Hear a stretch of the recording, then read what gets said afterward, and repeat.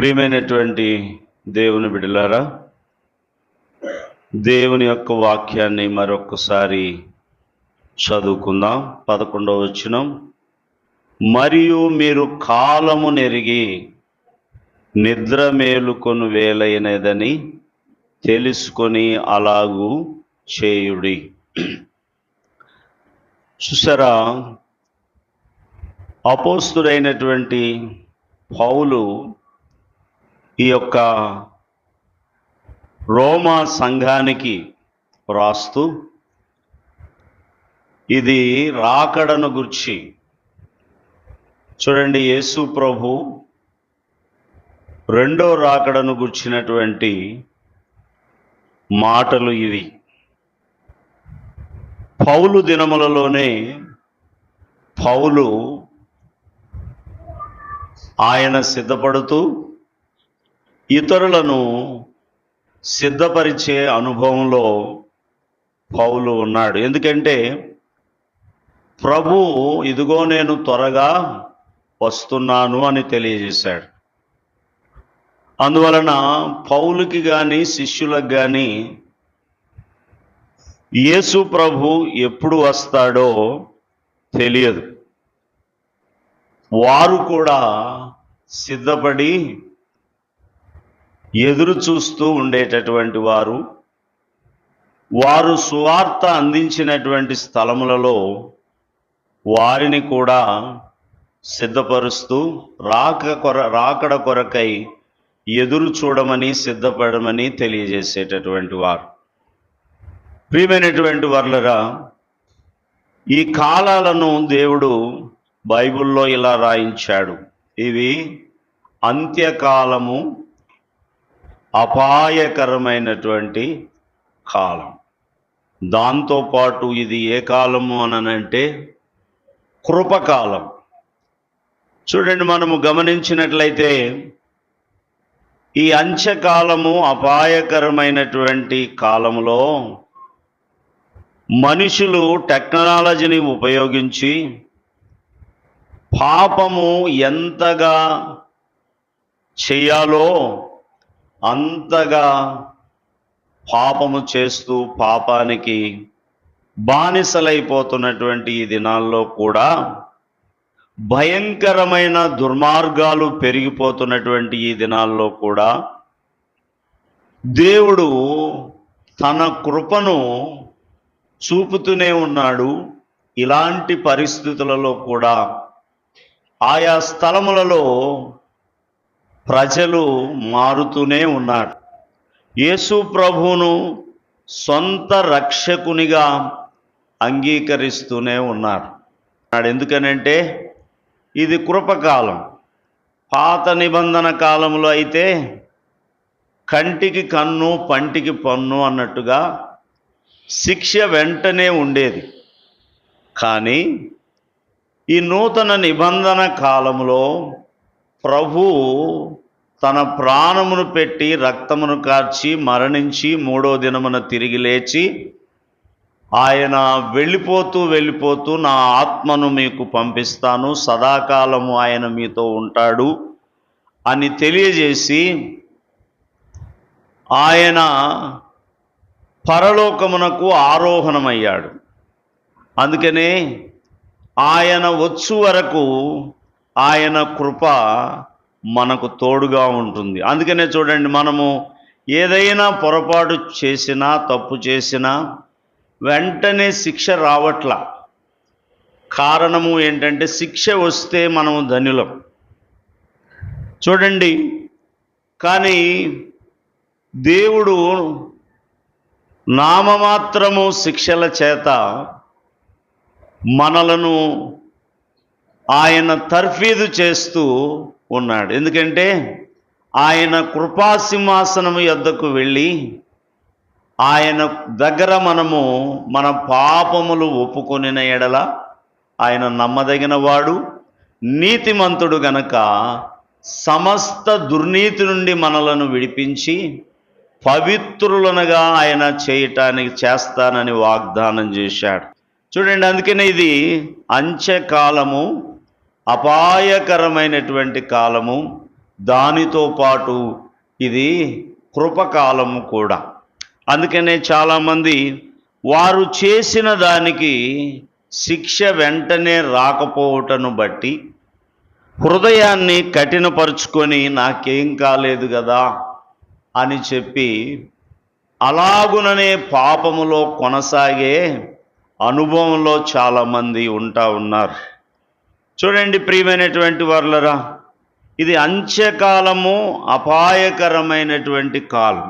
చూడండి, ఎప్పుడు వస్తాడో, ఏ సంవత్సరాన వస్తాడో, ఏ తేదీన వస్తాడో ప్రభు తెలియచేయలేదు, ఏ గడియలో వస్తాడో తెలియజేయలేదు. కానీ ఆయన అనేకమైనటువంటి సూచనలను మనకు తెలియజేస్తా ఉన్నాడు. ఇదిగో ఇలా నా రాకడకు, ఈ యుగ సమాప్తికి ఇలాంటి సూచనలు జరుగుతాయి. ఇవన్నీ జరుగుతూ ఉండగా నేను వాకిటనే ఉన్నానని మీరు గుర్తెరగండి, మెలకువగా ఉండండి, నేను దొంగవలే వస్తాను అని తెలియజేశాడు. చూడండి, అందుకనే నేటి దినాల్లో, ఈ అంత్య దినాలలో, అపాయకరమైనటువంటి రోజులలో, మనుషుల మధ్య ప్రేమ చల్లారిపోతున్నటువంటి రోజులలో మనం ఉన్నాం. చూడండి,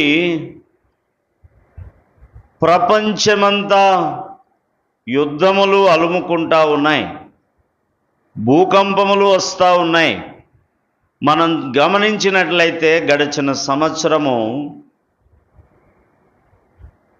దుబాయ్, అరబ్ దేశాలు ఎడారుల లాంటి ప్రదేశాలు, అవి ఇసుక తిన్నెలతో ఉన్నటువంటి ప్రదేశాలు.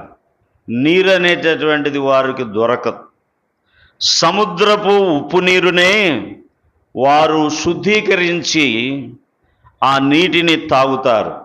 అలాంటిది గడచిన సంవత్సరము ఆ యొక్క దుబాయ్ ప్రాంతంలో సుమారు 2 అంతస్తులు వరకు ఆ ఎడారులలో, అలాగే వారు ఉంటున్నటువంటి నివాస ప్రాంతాలలో నీరు ప్రవహించింది. అప్పుడప్పుడు కూడా ఈ మధ్యకాలంలో మనం చూస్తూ ఉన్నాం. చూడండి, అక్కడ మొక్కమొలవనటువంటి పరిస్థితులు.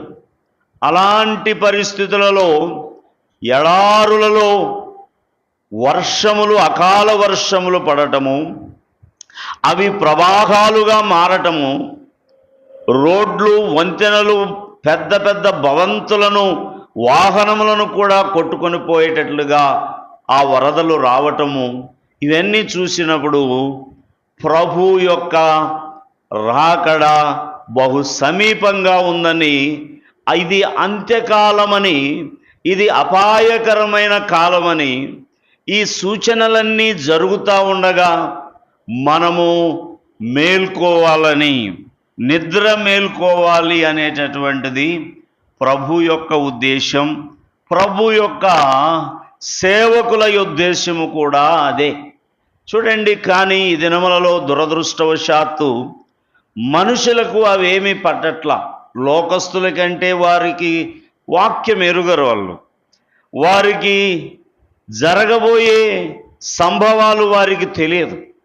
కానీ యేసుక్రీస్తును ఎరిగిన నీకు, నాకు, మనకు, వాక్యం ఎరిగినటువంటి మనకు ఇవన్నీ సైరన్లలాగా మ్రోగుతూ ఉంటే, ఆయన యొక్క రాకడ సూచనలు కనబడుతూ ఉంటే ఆ మనుషులు నిద్రపోతూ ఉన్నారు, విశ్వాసులు.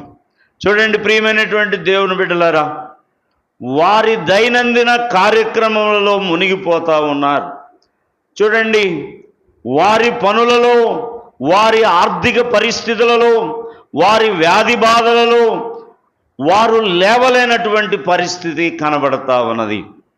చూడండి, ప్రభు వచ్చే సమయము ఆసన్నమైనది. నేను మేల్కోవాలి, నేను నిద్రపోతా ఉన్నాను, ఈ సూచనలు ఉన్నాయి. చూడండి, ఇప్పుడు ప్రజెంట్ ఇజ్రాయెల్లో యుద్ధం జరుగుతూ ఉంటే బాంబు ఒక అరగంటలో పడబోతుందనగానట ఇజ్రాయేలు దేశంలో వారి రాడార్లు కనిపెట్టేస్తే వారికి అరగంట ముందు సైరన్ మోగుద్దంట.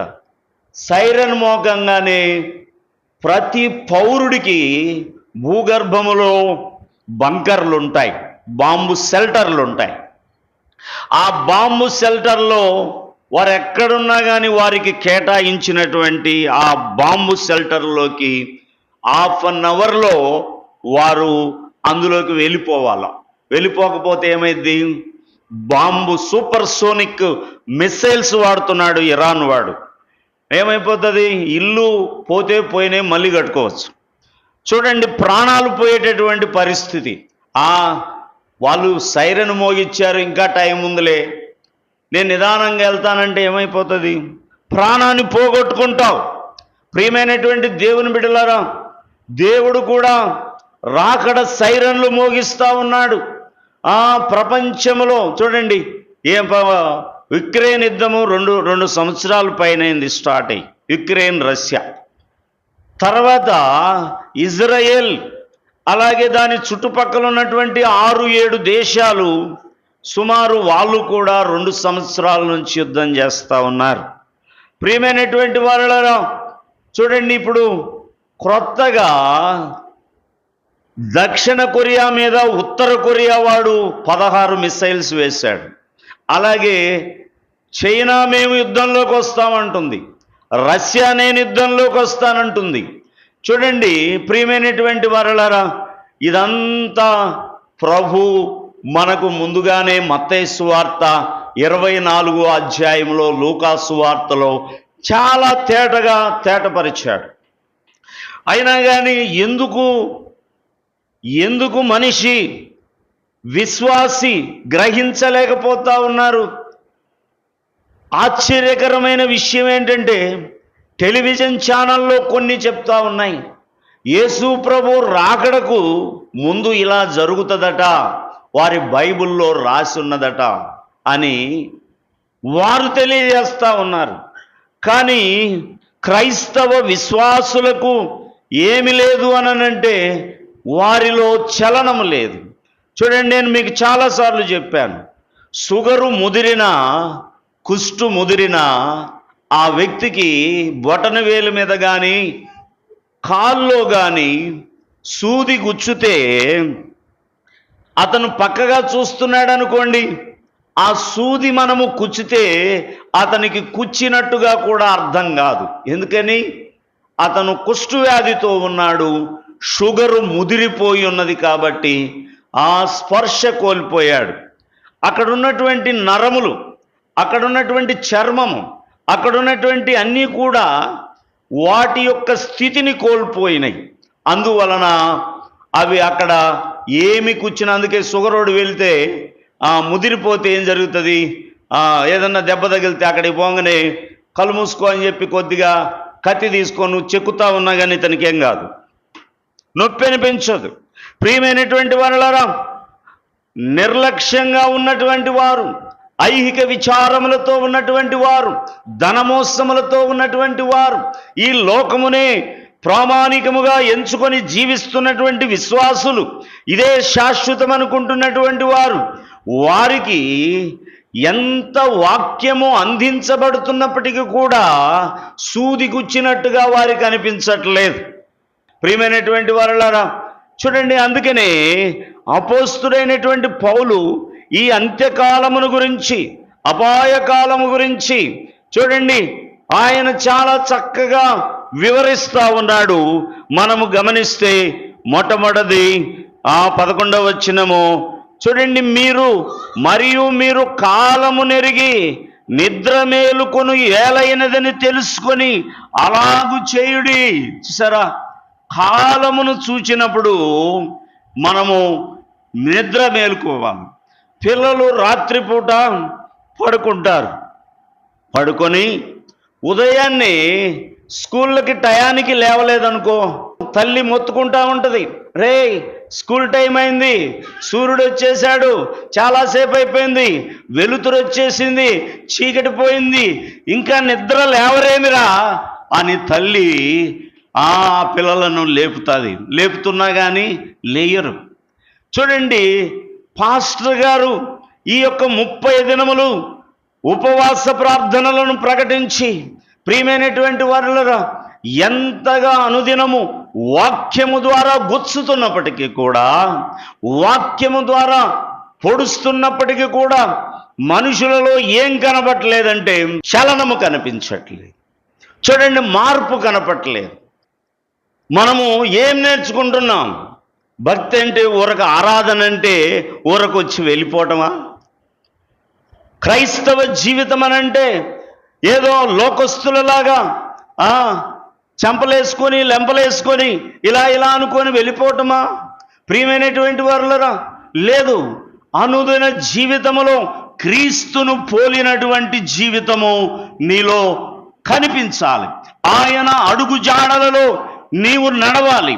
ఆయన అడుగు జాడలలో నడవటము నేర్చుకోవాలి.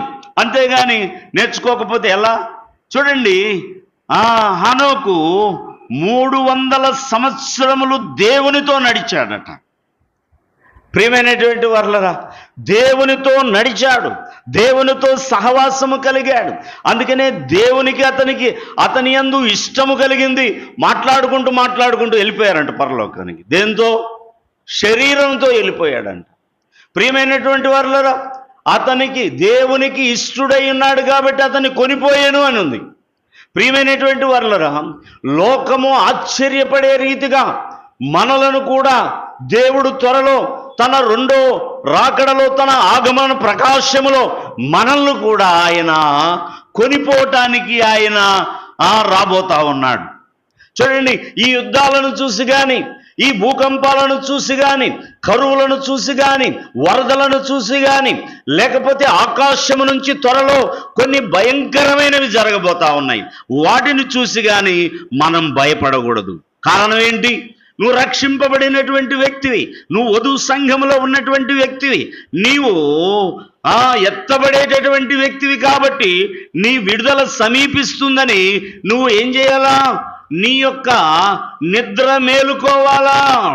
ప్రభు చెప్పినటువంటివి జరుగుతూ ఉన్నాయి.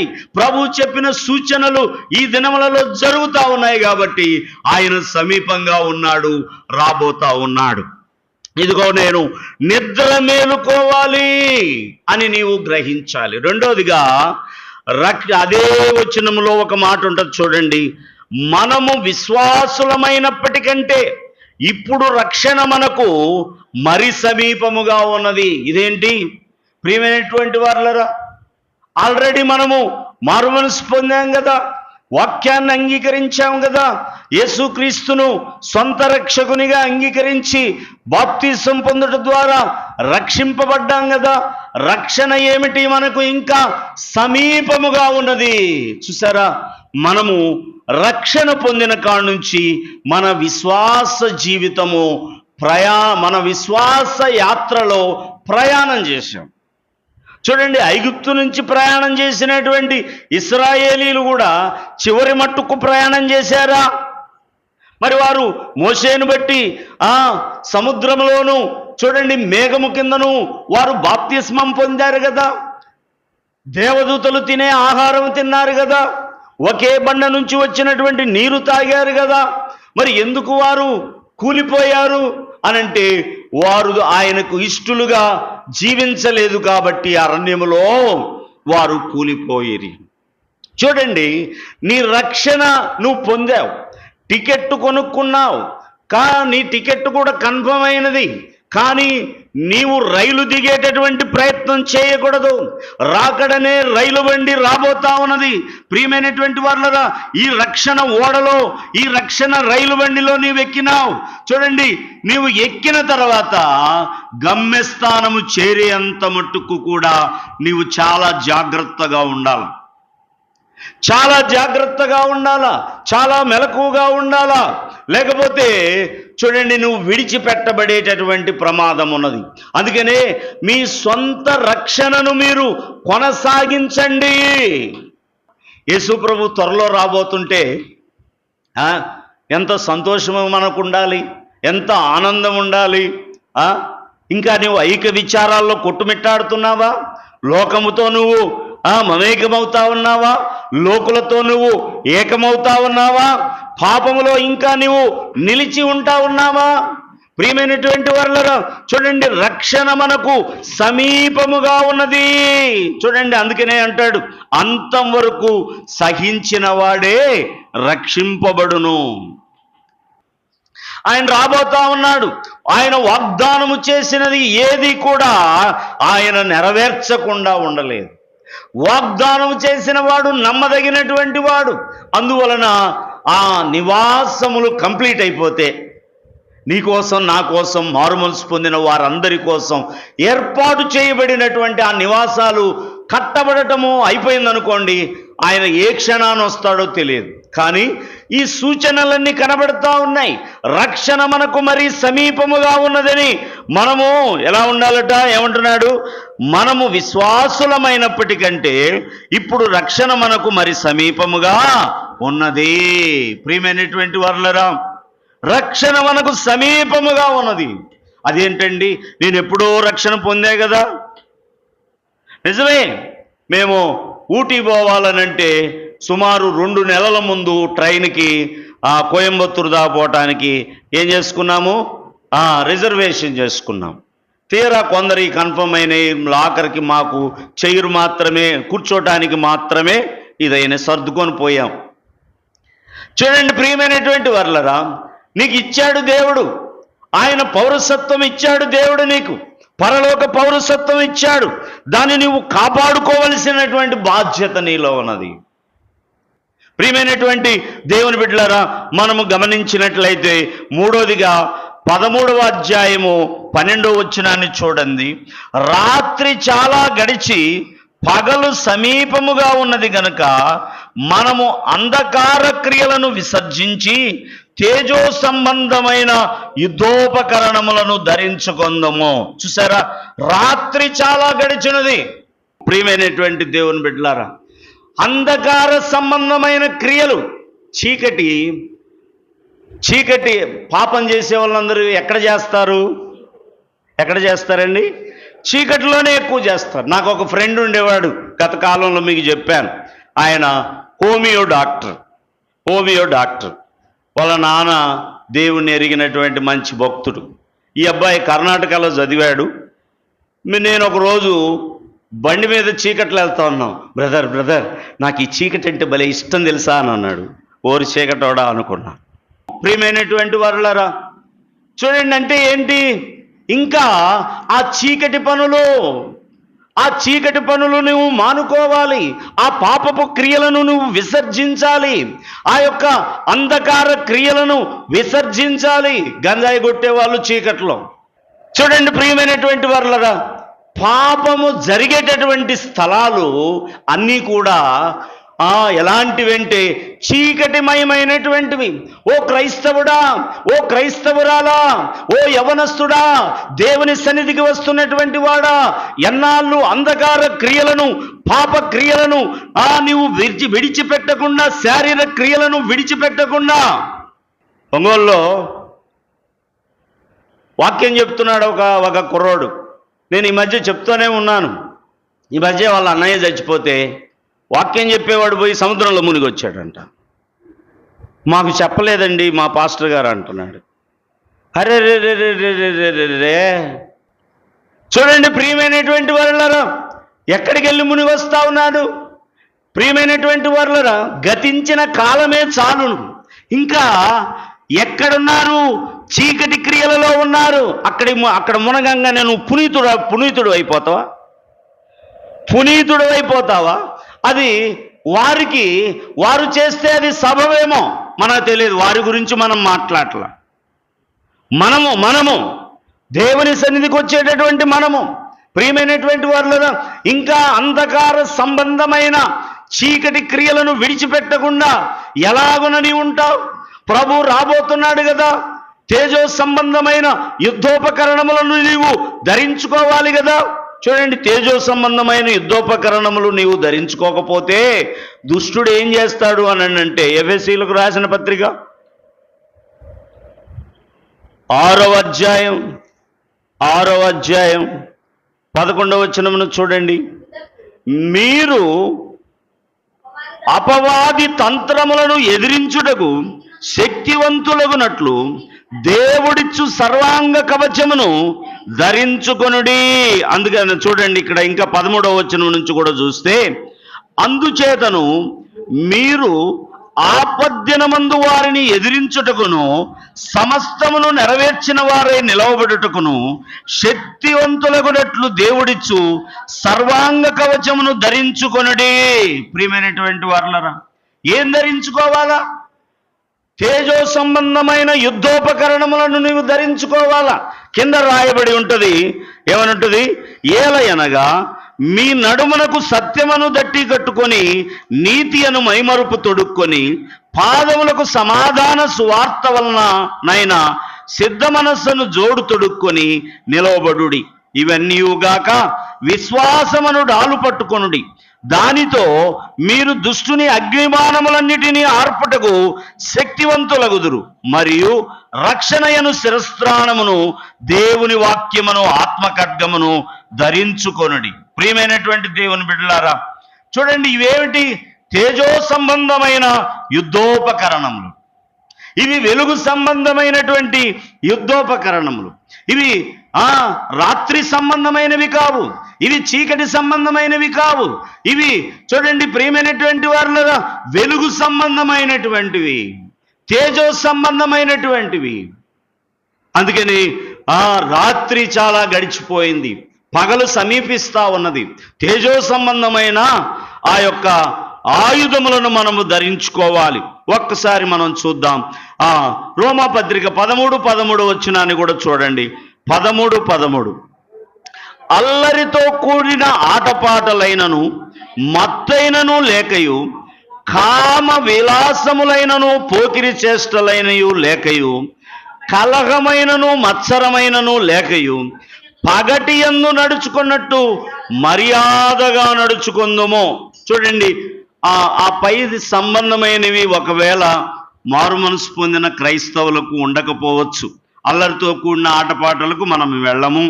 అలాగే కామ విలాసములు పోకిరి చేష్టలైనయు, పోయే వాళ్ళను గిల్లటము, ఏదో మాట్లాడటము, ఏదో సెటారికల్ మాటలు మాట్లాడటము, ఇలాంటివి ఉండకపోవచ్చు. కానీ క్రింద ఏమనుంటుంది? కలహమైనను మత్సరమైనను లేకయు పగటి యందు నడుచుకున్నట్లు మర్యాదగా నడుచుకొనుము. ప్రియమైనటువంటి వారులరా, ఇది క్రైస్తవుల్లో కనబడుతుంది.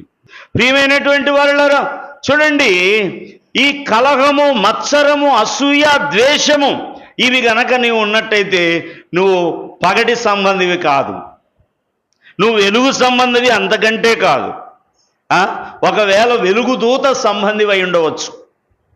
అర్థమైందా? వెలుగుదూత ఎవడాడు? సాతానుడు.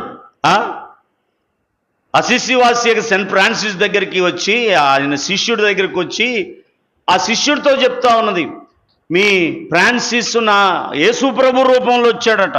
వచ్చి, ఫ్రాన్సిస్ను నమ్మమాక, అతను మంచోడు కాదు, మీకు తప్పుగా బోధిస్తా ఉన్నాడు, నేనే యేసు ప్రభువునని తప్పుగా బోధిస్తా, అతను పెట్టే ప్రార్థనకి వెళ్ళమాక, అతను పెట్టే సమాజానికి వెళ్ళమాక, ప్రతి ఉదయము సాయంత్రం కలిసి ప్రార్థన చేస్తున్నారు కదా, అక్కడికి వెళ్ళమాక, సువార్త ప్రకటించడానికి వెళ్ళమాక అని అంటూ ఉంటే ఆ వెలుగుదూత మాటలు నమ్మాడంట. నమ్మి గురువుగారి దగ్గరికి వెళ్లకుండా ఉంటే ఆయనే శిష్యుణ్ణి పంపిస్తే, ఆయన మంచోడు కాదు, నేను రాను, యేసుప్రభువే నాకు స్వయంగా చెప్పాడు అని అన్నాడట. చూడండి, పిలిపించాడట. పిలిపిస్తే, నువ్వు నిజంగానే మంచోడివి కాదంట, ప్రభువే నాకు చెప్పాడు అని అంటే, సరే ఈసారి వచ్చినటువంటి వాడితో యేసునామములు గద్దిస్తున్నాను, వెళ్ళిపో సాతానా అను అని అన్నాడట. అదేంటి యేసు ప్రభుని ఎట్టంటావు అని అంటే, నువ్వు అను అని అన్నాడంట. అనంగానే అది తన రూపాన్ని చూపించి వెళ్ళిపోయిందంట. అర్థమైందా? అదేం దూత? వెలుగుదూత. ప్రియమైనటువంటి వారులరా, పగటి యందు నడుచుకున్నట్లు నీవు అసూయలో ఉంటే, ద్వేషములో ఉంటే, నువ్వు మత్సరములో ఉంటే, ప్రియమైనటువంటి దేవుని బిడ్డ, నువ్వు పగటి యందు నడుచుకున్నటువంటి వ్యక్తివి కాదు. నువ్వు పగటి యందు నడుచుకున్నట్టుగా కొంతమంది అన్నీ బాగానే ఉంటారు, పనులన్నీ బాగా చేస్తారు. వారికంటే ఎవరినైనా కొద్దిగా మెచ్చుకున్నా, కొద్దిగా ప్రశంసించిన, బాగా చూసిన, వారికంటే ఒకటి చిన్నది, ఒక చాక్లెట్ ఎక్కువగా ఇచ్చిన వెంటనే బయటపడిపోతారు. వాళ్ళ ముఖంలో తెలిసిపోయేది ఆ మత్సరము, ఆ ద్వేషము. చూడండి, వాళ్ళు ఎవరు పగటి యందు నడుచుకున్నట్టు నడిచేవారు కాదు, వాళ్ళు ఇంకా చీకటిలో ఉన్నారు. వారు వెలుగు సంబంధులు కారు కానీ వారు వెలుగుదూత సంబంధులు. జాగ్రత్త. మనమేమి చూడండి భయంకరమైనవి చేయకపోవచ్చు, ఎందుకో నాకు అది దేవుడు మొదటి నుంచి ఇలా లోకస్తుడిగా ఉన్నప్పుడు ఇవ్వలేదు, దేవుణ్ణి నమ్మిన తర్వాత అంతగా అది లేదు. నాకు ఎవరన్నా నా దగ్గర పనిచేసిన వాళ్ళు కార్లు కొనుక్కున్నారు, ఎంతో పెద్ద పెద్ద ఇల్లులు కట్టుకున్నారు, వాళ్ళు కష్టపడ్డారు, కొనుక్కున్నారు. నేను వ్యసన పడితే వస్తుందా? నేను వ్యసన పడితే నాకు వస్తుందా? ప్రియమైనటువంటి వాళ్ళు ఇంకా నేను వెళ్తుంటే ఎక్కడి అని చెప్పి దించుతారు కదా, ఇంకా మంచిదే కదా. ప్రియమైనటువంటి వాళ్ళ జాగ్రత్త. నువ్వు దేంట్లో ఉంటున్నావు? మత్సరము ఏమనుంది అక్కడ? కలహమైనను మత్సరమైనను లేకయు పగటి యందు నడుచుకున్నట్టు మర్యాదగా నడుచుకుందాము. ప్రియమైనటువంటి దేవుని బిడ్డలారా, మర్యాదగా నడుచుకోవాలి. ప్రభు వస్తున్నా కానీ ఇంకా వ్యసనం పోలేదా? ప్రభు రాకడొస్తున్నా, సూచనలు కనబడుతున్నా ఆ కుళ్ళు పోలేదా? ఆ యొక్క అసూయ పోలేదా? అందుకని ప్రియమైనటువంటి దేవుని బిడ్డలారా, చూడండి 13:4 ఏమనున్నది చూడండి. 13:14 మెట్టుకు ప్రభు అయిన యేసుక్రీస్తును ధరించుకొనిన వారై శరీరేచ్ఛలను నెరవేర్చుకొనుటకు శరీర విషయమై ఆలోచన చేసుకొనకుడి. ప్రియమైనటువంటి దేవుని బిడ్డలారా, మనము ఎవరిని ధరించుకోవాలంట? క్రీస్తును ధరించుకొనిన వారమై.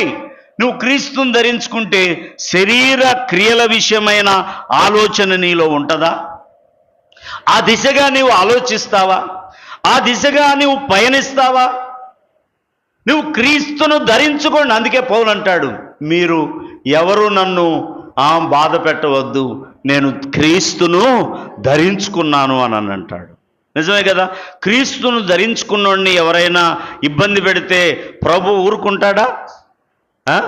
క్రీస్తును ధరించుకున్నటువంటి వాణ్ణి, క్రీస్తు పరిచర్యం చేసేవాణ్ణి, సమస్తమును త్యజించి క్రీస్తు కొరకు వచ్చినటువంటి వాణ్ణి, ఆయన దర్శనమెరిగి ఆయన సేవ చేస్తున్నటువంటి వాణ్ణి అందుకనే పౌలేమంటాడు, మీరెవ్వరు కూడా నన్ను బాధ పెట్టవద్దు. ఏ రకంగా బాధ పెడతారు? లోబడకుండా బాధ పెడతారు, మాట వినకుండా బాధ పెడతారు.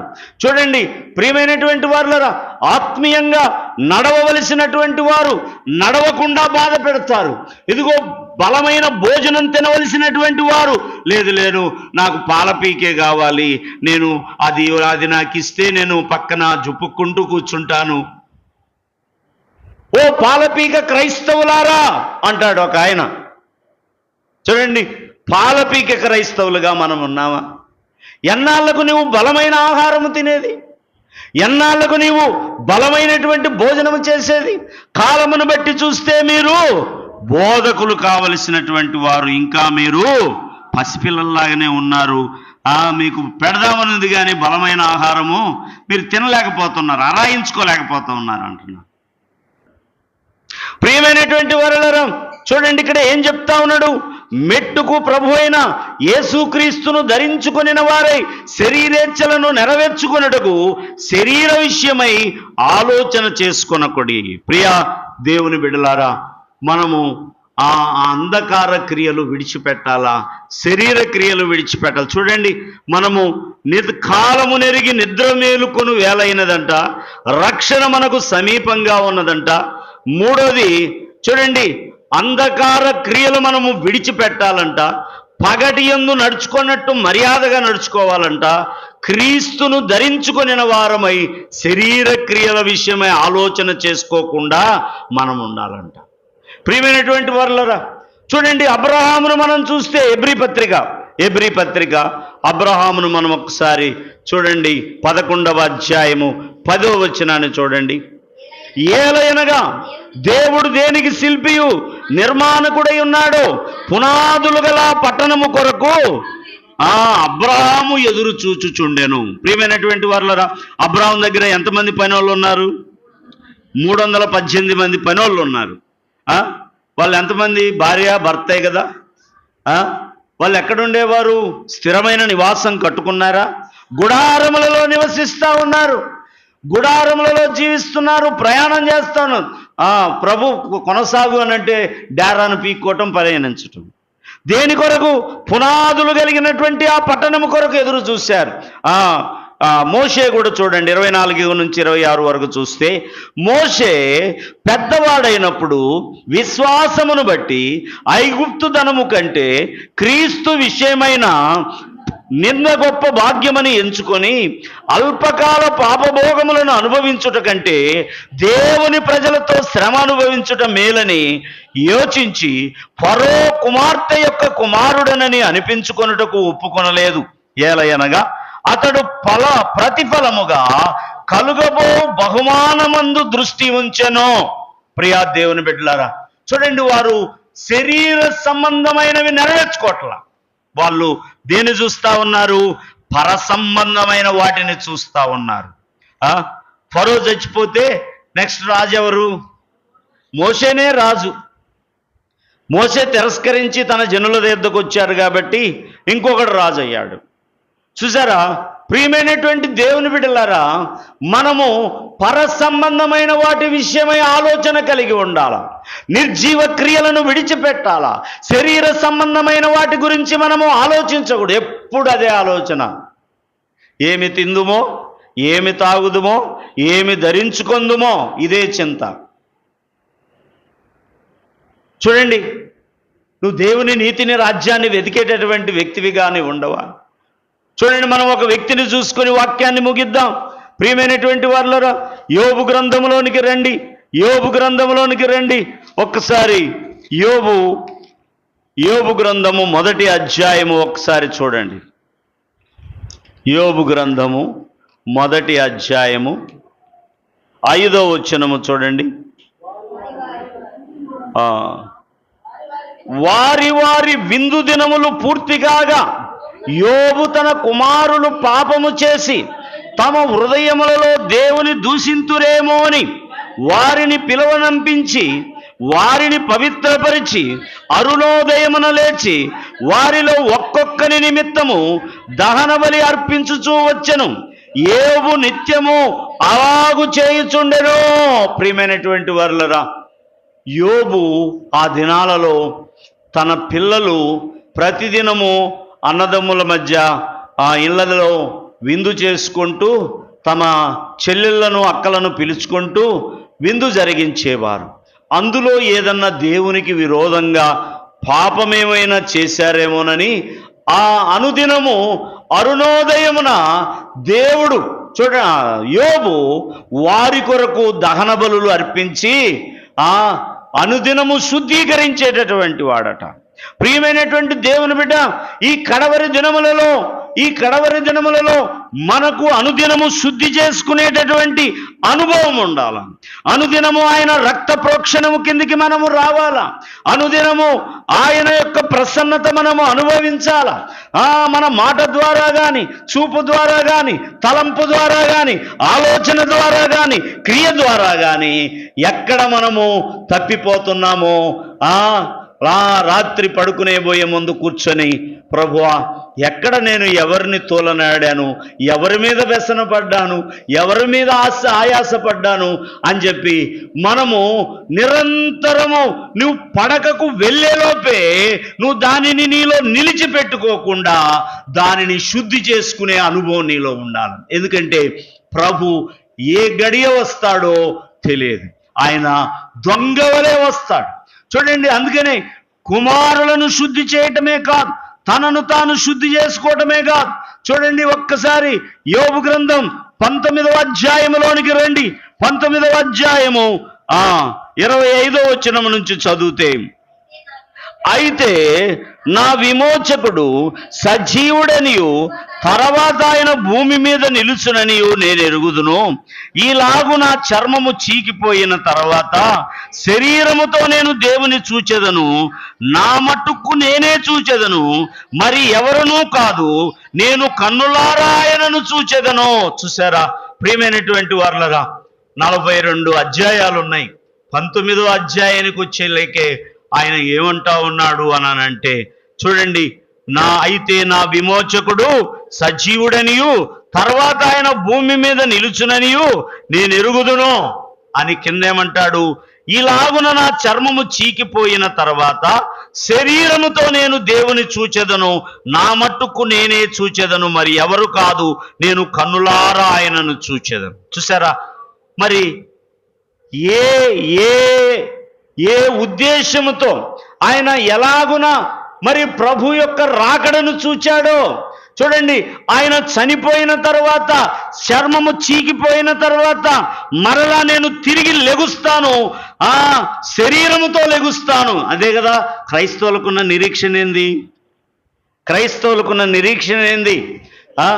ఆయన వచ్చినప్పుడు అంతకుముందు సమాధులలో చనిపోయి సమాధి చేయబడినటువంటి వారి శరీరం ఏమైపోయింది? చీకిపోయి ఉంటుంది. సమాధులలో వారి శరీరము మట్టికి మట్టి అయిపోయి చీకిపోయి ఉంటుంది.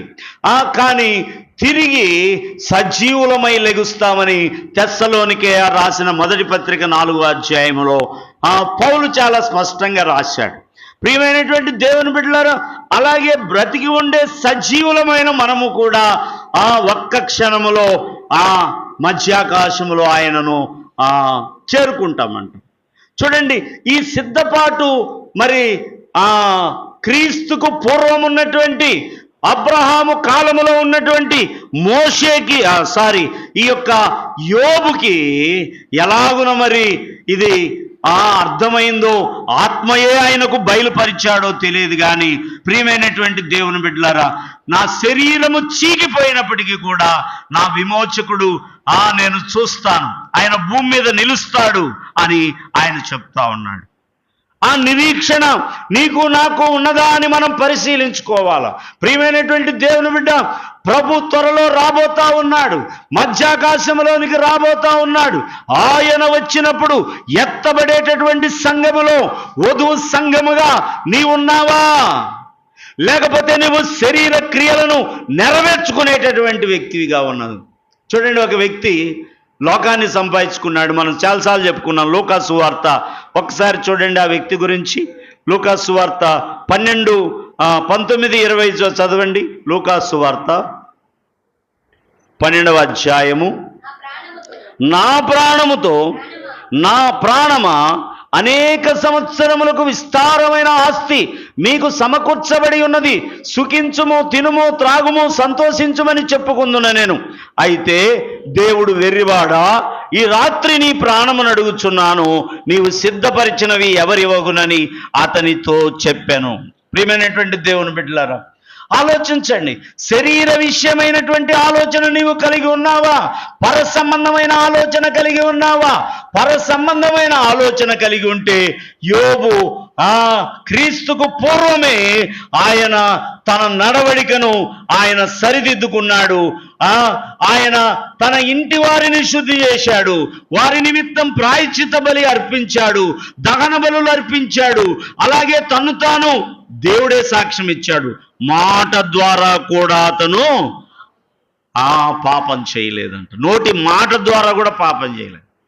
ప్రియమైనటువంటి దేవుని బిడ్డ, చూడండి, మరి ప్రభు రాబోతున్నాడు. ప్రపంచంలో జరిగేటటువంటి పరిస్థితులన్నీ కూడా అవి తేట తెల్లం చేస్తా ఉన్నాయి. మరి నీవు సిద్ధమా? చూడండి, ప్రభు యోహాను సువార్త 14లో నా తండ్రి ఇంట అనేక నివాసములు కలవు, లేని ఎడల నేను మీతో చెప్పుదు. నేను వెళ్ళి మీకు స్థలము సిద్ధపరిచిన ఎడల నేనుండు స్థలములో మీరును ఉండులాగున మరలా వచ్చి నేను మిమ్మను తీసుకొని పోవటానికి వస్తా ఉన్నాడు ఆయన. లేదులే ప్రభు, ఈ భూమి బాగుంది, ఇక్కడ కూడా ఒకవేళ ఇదైపోతే ఏరే గ్రహంలో వాళ్ళు కడతా ఉన్నారు, అక్కడికైనా వెళ్ళిపోతాలే అన్నట్టుగా ఉన్నారేమో. ప్రియమైనటువంటి దేవుని బిడ్డ, చూడండి, సూర్యుడు నలుపైపోతున్నాడు, చంద్రుడు ఎరుపైపోతా ఉన్నాడు. చూడండి, అక్కడక్కడ భూకంపములు జరుగుతూ ఉన్నాయి, యుద్ధములు, యుద్ధ సమాచారములను గురించి మనం వింటా ఉన్నాం. సూర్యుడు ఎలా కాంతిహీనుడైపోతా ఉన్నాడు. అదేంటి, మనం అనుకోవచ్చు ఎండలు ఎక్కువైపోతున్నాయి కదా అని అనుకోవచ్చు. అసలు కొంత ముక్క ఇరిగిపోయి 2023లో అది గెలాక్సీలో తిరుగుతా ఉన్నదంట. అది ఎక్కడ పడుద్దో తెలియదు. ప్రియమైనటువంటి వారులారా, అందుకనే సూర్యుడు కూడా తన కాంతి కోల్పోతాడట. ఇవన్నీ చెప్తా ఉంటే అర్థం కావట్లా. వీళ్ళకి కావలసింది జబర్దస్తులు, ఇకలు పకపకలు ఇవి ఉంటే చాలు. ఇకలు పకపకలు, నీవు జబర్దస్తులు చూసి చూడండి. ప్రియమైనటువంటి వారులారా, ఇక్కడ ఇకలు పకపకలు చేస్తే అదే పొజిషన్ నరకంలో. అక్కడ చిటపటలాడుతూ ఉంటే అక్కడ పళ్ళు కొరుకుతూ ఉంటారు. అందుకని ప్రభు తన సేవకుల ద్వారా పెందలకడనే తన సేవకులను ప్రేరేపించి ప్రతి దినము ప్రార్థనలు పెట్టి ఏదొక రీతిగా మిమ్మల్ని పురికొల్పుతూ, ఏదొక రీతిగా మిమ్మల్ని పొడుస్తూ గుచ్చుతూ ఆయన ఎదుట మిమ్మల్ని ఎలాగైనా నిలవబెట్టవలనని దేవుడు ఉద్దేశించున్నాడు. అందుకనే ఇది కృపకాలం. ఇది అంత్యకాలము, అపాయకరమైన కాలము, దాంతోపాటు కృపకాలం. ఈ కృపకాలములో ఆయన పాదాల దగ్గరికి వస్తే నా యొద్దకు వచ్చు వారిని నేను ఎంత మాత్రము త్రోసివేయను. ఒకవేళ రాకపోతే, పిలిచినప్పుడు రాకపోతే, తర్వాత నోవాహు తలుపు తీవా, నోవాహు బాబాయ్ తలుపు తీ, మామయ్య నోవాహు మామయ్య తలుపు తీయనంటే చూడండి, పాస్టర్లకు కొద్దిగా జాలు ఎక్కువ. ఇన్నాళ్ళు నేను పెంచిన బిడ్డ కదా, తలుపు తీద్దామని అంటాడేమోనని దేవుడే గుళ్ళెం పెట్టాడంట. దేవుడే తలుపేసి ఆ తలుపుకు దేవుడే గడియబెట్టి తాళం వేసేసాడు. సరే ప్రియమైనటువంటి వాళ్ళు, ఎందుకంటే ఇన్నాళ్ళు మేం చెప్తే ఇన్నోళ్ళు కదా, మాకు కొద్దిగా జాలి ఉంటుంది. మీరు వచ్చి దొంగేడు పేడ్చిన అన్నయ్య అని ఏడ్చినా కానీ మాకెమ్మటి కళ్ళమ్మటి చెమ్మ వస్తుంది. పాపం తల్లి ఎంత కష్టంలో ఉందో, తమ్ముడు ఎంత కష్టంలో ఉన్నాడో అని అనుకుంటాం. లోన మాత్రం భయంకరంగా ఉంటుంది. అయ్యో, ఈ దినాల్లో నటులు ఎక్కువైపోతా ఉన్నారు. అయ్యో, వేషధారులైనటువంటి వాళ్ళారా జాగ్రత్త, దేవుని వాక్యం మనతో మాట్లాడుతూ ఉన్నది. కడవరి దినాలు జాగ్రత్త.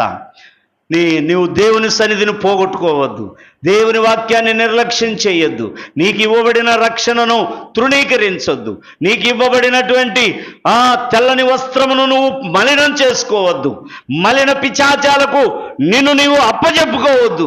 ప్రియమైనటువంటి దేవుని బిడ్డ, మరి నీవు ఎలా ఉన్నావు? మూలవాక్యం ఒక్కసారి చదువుకొని మనము ముగించేద్దాం. మూలవాక్యం మనం చదువుకుందాం. చూడండి, మొట్టమొదటిగా కాలము నెరిగి నిద్ర మేల్కొను వేలైనదట, రక్షణ మనకు సమీపంగా ఉందంట. అలాగే అంధకార క్రియలు మనం విడిచిపెట్టాలంట, పగటి యందు నడుచుకున్నట్టు మర్యాదగా నడుచుకోవాలంట, క్రీస్తును మనము ధరించుకొని శరీర విషయంలో ఆలోచన చేసుకోకుండా చూడండి ఆ యొక్క తేజో సంబంధమైన యుద్ధోపకరణాలను మనం ధరించుకోవాలి. యోబు సిద్ధపడ్డట్టుగా మనం కూడా సిద్ధపడాలి. అబ్రహాము, మోషే వారు దేని కొరకు, దేవుడు దేనికి శిల్పి నిర్మాణకుడై ఉన్నాడో, ఏ బహుమానం ఇవ్వబోతా ఉన్నాడో వాటి కొరకు ఎదురు చూసి శరీర క్రియలన్నీ విడిచిపెట్టారు. ప్రపంచాన్ని మనం ఇప్పుడు చూస్తూ ఉన్నాం. దయవుంచి వాటిని గమనించండి. మన నడతను మార్చుకుందాం, మన జీవితాన్ని మార్చుకుందాం, ప్రభు పాదాలు పట్టుకుందాం, మోకరించండి, తలలు వంచండి, ప్రార్థన చేసుకుందాం.